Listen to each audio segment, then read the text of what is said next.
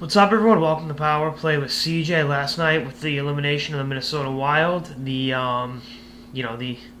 tumultuous tenure with the franchise for Dany Heatley has come to a crashing halt.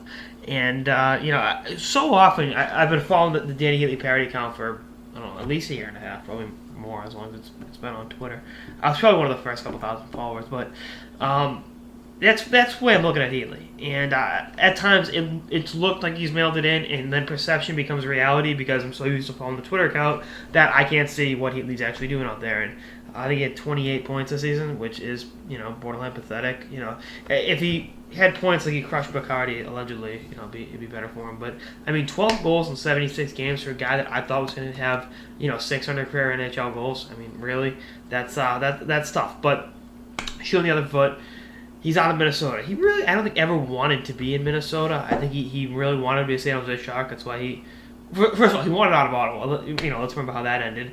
And then, the tenure in Minnesota was, again, tumultuous.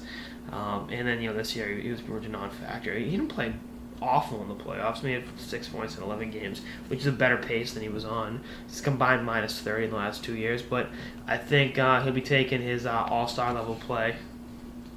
All-star, I meant like that, because again, I love that Twitter account, I really do, as I sound like a shithead talking about it. I'm plugging a Twitter account that's not mine. Great, that's what my life's come down to, but I think he's going to end up signing with a contender for, $2.5 million. I mean, I really think he wants to go out chase a cup, and Pittsburgh's going to have openings. Maybe I honestly think he'd sign with Pittsburgh for the minimum if they'd have him.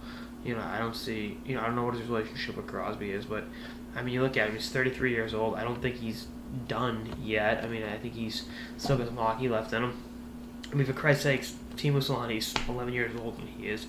So, I'm not going to write him off, and I mean, it's the guy. But, I mean, you look at it, he hasn't had 30 goals since 2010. So, 4 years. And that's just, the way it goes. So we'll see what happens on that regard. But I think Pittsburgh, Chicago, LA, the Boston Bruins are like, those are pretty much it. Maybe like the Rangers.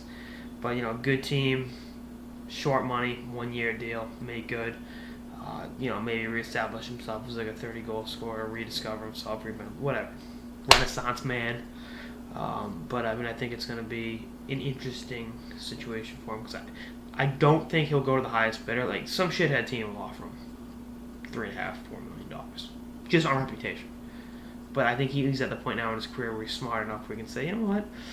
Let's look at trying to win a cup. Let's try to, reestablish yourself as a legitimate top six forward.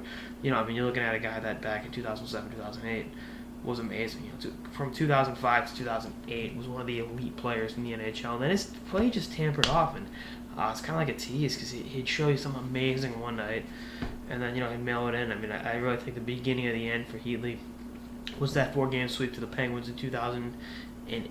1 assist in 4 games. Really invisible at times in that series, which again has hurt him. I think that was part of the beginning of the end of his tenure in Ottawa. And he ended up out of there, a year later. But we'll see what happens. Even his last year in Ottawa, he still scored 39 goals when he was, again, pushing the "get me the fuck out of here" button. But we'll see what happens with that. Again, I enjoyed watching Heatley when he was at Wisconsin, and he's a good hockey player. I hope to see him back, producing next season, but we'll see what happens. As I, again, sound like a broken record. That's all I got in this episode on Power Play with CJ on what's next for Dany Heatley. Stay tuned for more episodes throughout the playoffs and beyond. Later, guys.